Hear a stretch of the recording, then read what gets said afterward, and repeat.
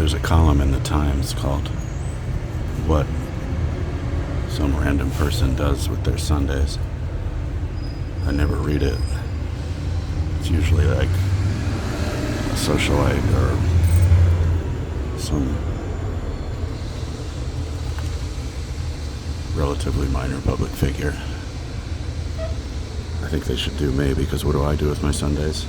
Today's not Sunday, but this is what I do with my Sundays. I go out and I search out the last payphone of New York.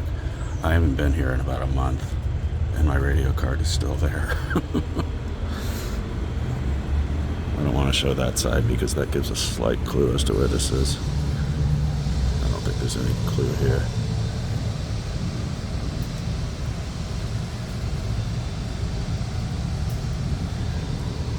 I just remain, dedicated to the task of documenting the real last payphone of New York, so that I can prove the lie, or disprove it rather,